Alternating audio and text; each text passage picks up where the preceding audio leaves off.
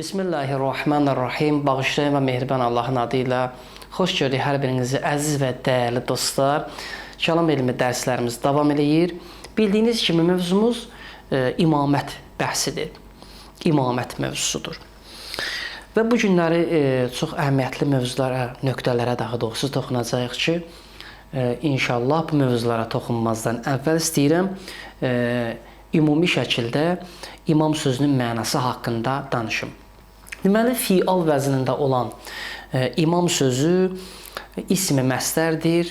Ərəb ədəbiyyatında ismi məstər, yəni feildən alınan isim mənasındadır. Və əziz dostlar, ərəb dilində imam sözü müxtəlif mənalarda işlədilmişdir ki, o mənalardan biri də rəhbər mənasını ifadə eləyir.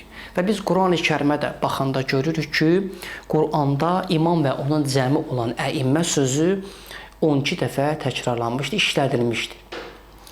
O cümlədən inşallah indi biz bəzi ayələrdə ilahi rəhbər mənasını daşıyan ayələri diqqətinizə çatdıracağıq.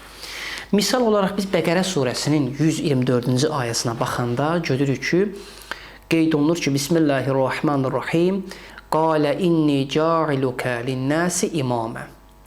Qeyd edir ki, de, səni insanlara imam təyin edirəm. İbrahim əleyhissalama Allah Teala buyurur.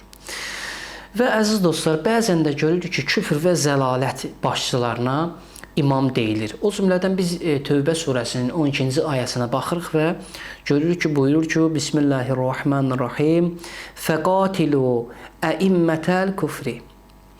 Buyurur ki, küfr imamları ilə vuruşun.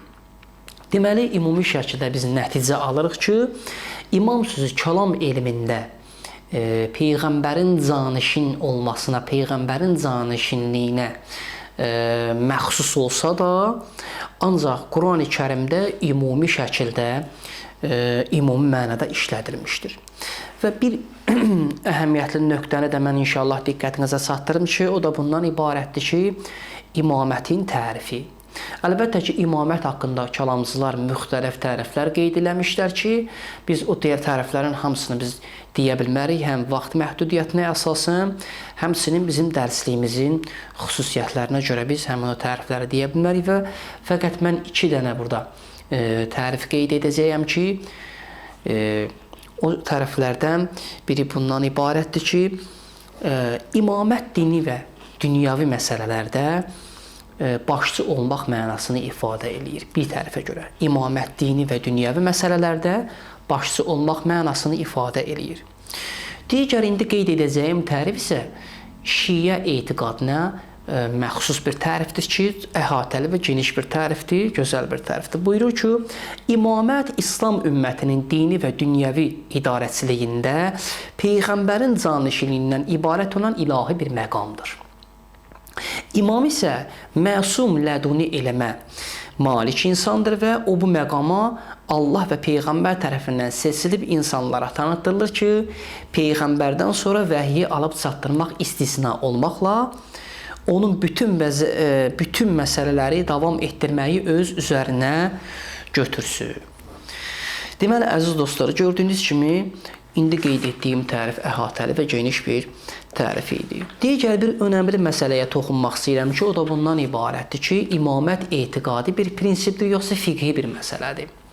Əlbəttə, əhl-i-sünnə alimlərinin əksəriyyətinin fikrinə əsasən imamət məsələsi firuddindəndir və fiqhi bir məsələdir. Yəni, dinin 2-ci dərəcəli məsələlərindən hesab olunur. Çünki onların fikrincə, onlar qeyd edirlər ki, İmamət məsələsinin əsasını İslam ümmətinə rəhbər seçməyin vacib olması təşkil edir və aydındır ki, insanın əməllərinin vacib olması ilə bağlı məsələlər fiqh ilmində bəhs olunur və belə qeyd edilir. Və bir də bir misal gətirim, qeyd edeyim ki, Təftəzani Şərhül Məqasid kitabında qeyd edir ki, imamət məsələsi fiqhi bir məsələdir və hətta qeyd edilir ki, bunu hamı tərəfindən qəbul olunan bir məsələdir və deyir ki, vacibi kifayidir. Yəni deyir ki, imamət məsələsi fiqhi bir məsələdir və hamı tərəfindən qəbul olunan bir məsələdir qeyd edir.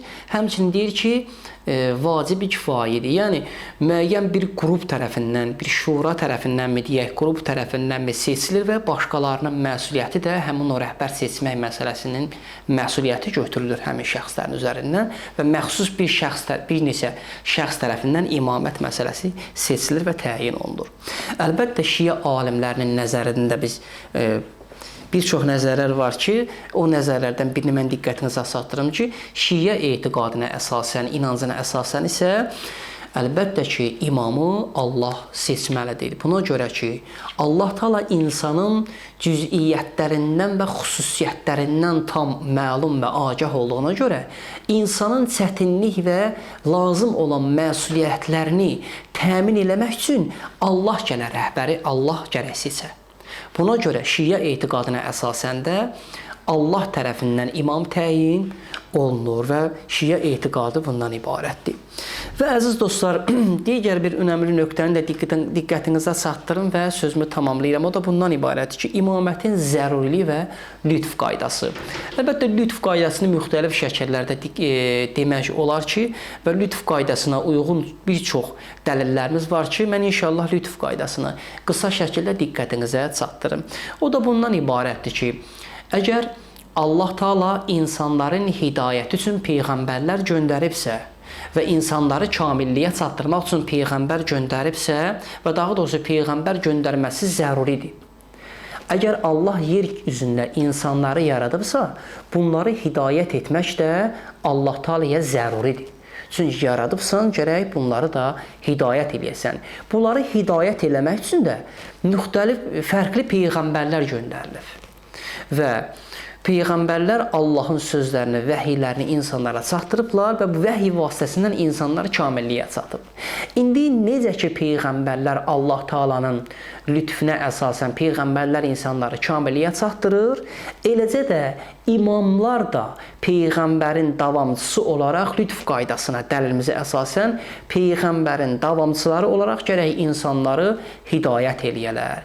Əks təqdirdə Allah Taala peyğəmbər əgər cəmiyyətə göndərməsəydi, onlar hidayət olmayacaqdılar və Allah Taalanın belə deyim hikməti ilə ziddiyyət təşkil etdiyi kimi, eləcə də imamət məsələsində də əgər peyğəmbərdən sonra Allah imam göndərməyəcəkdisə, o zaman Allah Taalanın bu hikməti ilə ziddiyyət təşkil edir.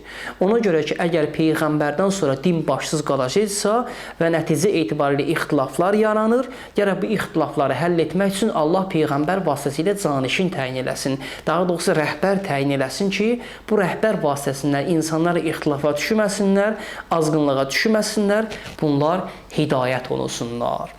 Əziz və dəyərli dostlar, bugünkü mövzumuz bu qədər. İnşallah gələcək dərsimizdə görüşmək ümidi ilə.